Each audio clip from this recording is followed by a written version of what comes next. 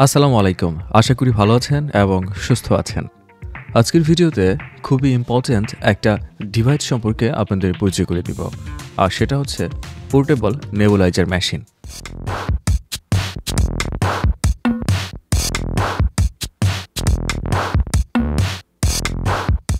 বিশেষ করে যাদের ফ্যামিলিতে ছোট ছোট বাচ্চা রয়েছে, সবসময় ঠান্ডা কাশি লেগেই থাকে, কিংবা অ্যাজমা, শ্বাসকষ্ট, ব্রঙ্কাইটিস রোগী আছে, তাদেরকে ডক্টরগণ অনেক সময় নেবুলাইজেশন করার জন্য সাজেস্ট করে থাকেন, অথবা কারো কারো নিয়মিত নেবুলাইজ করতে হয়। তাদের জন্য বাসাবাড়িতে একটা নেবুলাইজেশন মেশিন যে কত বড় নিয়ামত হতে পারে তা শুধুমাত্র সেই ভুক্তভোগী রোগীরাই এটা বুঝতে পারে। আপনারা হয়তোবা বিভিন্ন হাসপাতালে বা ফার্মেসির দোকানে অনেক বড় সাইজের নেবুলাইজেশন মেশিন ইউজ করতে দেখেছেন কিংবা দেখে থাকবেন। এগুলো ব্যবহার করাও যেমন জটিল, তেমনি অনেক জোরে শব্দ হয়, ফলে বাচ্চারা অনেক ক্ষেত্রে ভয় পেয়ে যায়, আর প্রতিবার নেবুলাইজেশনের জন্য 100 টাকার মতো পে করতে হয়। ইত্যাদি সমস্যার সমাধানে আপনার জন্য পারফেক্ট চয়েস হতে পারে এই পোর্টেবল নেবুলাইজার মেশিন, যা একদম শব্দহীন এবং চাইলে এটি পকেটে নিয়েও ঘোরা যায়। পোর্টেবল নেবুলাইজার মেশিনের কার্যকারিতা, ব্যবহার করার নিয়ম, কোথা থেকে কিনতে পারবেন, কেমন টেকসই হয় ইত্যাদি সব বিস্তারিত তথ্য থাকবে আজকের ভিডিওতে। তো চলুন শুরু করা যাক। শুরুতেই আসুন জেনে নেই এই মেশ পোর্টেবল নেবুলাইজার মেশিন আসলে জিনিসটা কি। সংক্ষেপে যদি বলি, আপনি বড় সাইজের নেবুলাইজেশন মেশিন দিয়ে যা যা করতে পারবেন, এই মিনি পোর্টেবল নেবুলাইজার দিয়ে একই কাজ করতে পারবেন। শুধুমাত্র এই পোর্টেবল মেশিনের সুবিধা হচ্ছে এটা যেখানে সেখানে বহন করা যায় এবং এটা চলাকালীন সময় কোনো শব্দ হয় না। এই মেশ নেবুলাইজারটি তরল ওষুধকে খুব সূক্ষ্ম কুয়াশায় পরিণত করে, সরাসরি ফুসফুসে পৌঁছে দেয় অতি সহজে।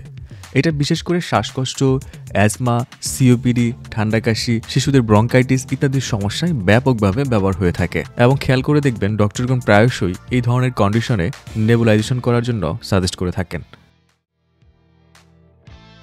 আসুন এটা আনবক্সিং করা যাক, দেখা যাক এর মধ্যে কি কি দেয়া থাকে। স্ক্রিনে যে নেবুলাইজেশন মেশিনটি দেখতে পাচ্ছেন, এর মডেল নাম্বার হচ্ছে JSL W301। প্রথমটি হচ্ছে স্প্রেয়ার, যেটাকে আপনি মেইন নেবুলাইজেশন মেশিন বলতে পারেন।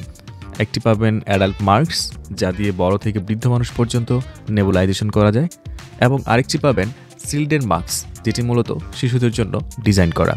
এটা দিয়ে নবজাতক থেকে শুরু করে সকল বয়সী শিশুরা ব্যবহার করতে পারে।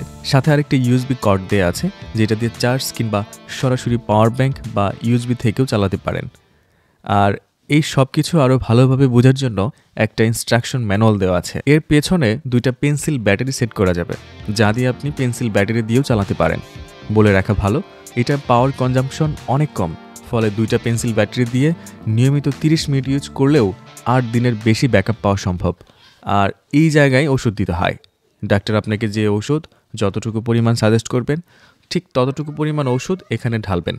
ওষুধ ঢালার পর ক্যাপটা ভালো করে লাগিয়ে রাখবেন।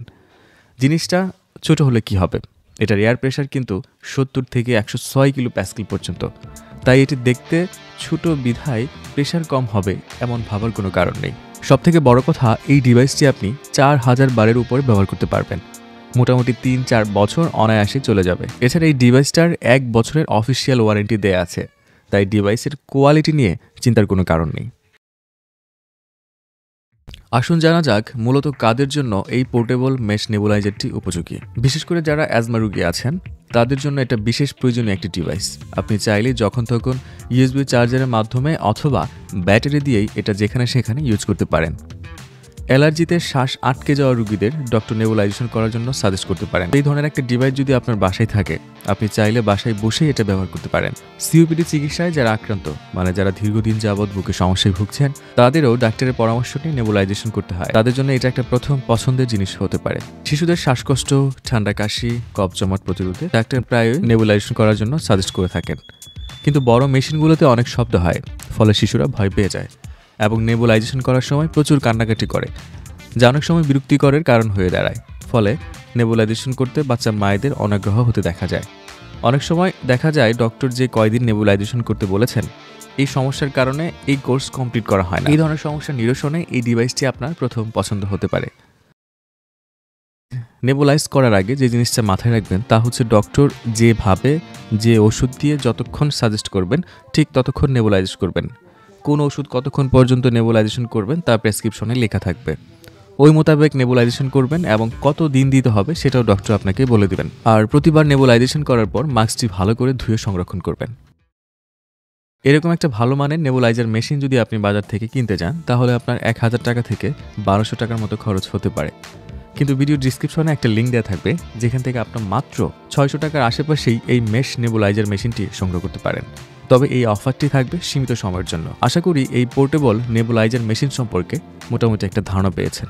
আপনারা এই মেশ নেবুলাইজারটি কখনো ইউজ করেছেন কিনা বা ইউজ করে কেমন ফলাফল পাচ্ছেন, অবশ্যই আপনার অভিজ্ঞতার কথা কমেন্টস বক্সে লিখে আমাদের সাথে শেয়ার করবেন। তাছাড়া এই নেবুলাইজার সম্পর্কে আপনার আর যদি কোনো প্রশ্ন থাকে বা কোনো কিছু জানার থাকে, অবশ্যই মতামত করে জানাতে পারেন। আপনার মতামতের যথাযথ রিপ্লাই দেওয়ার চেষ্টা করা হবে। আজ এই পর্যন্তই, আগামীতে আবার দেখা হবে। সেই পর্যন্ত ভালো থাকুন, সুস্থ থাকুন এবং সকল ঔষধপত্র একজন ডক্টরের পরামর্শ নিয়ে সেবন করুন। ধন্যবাদ।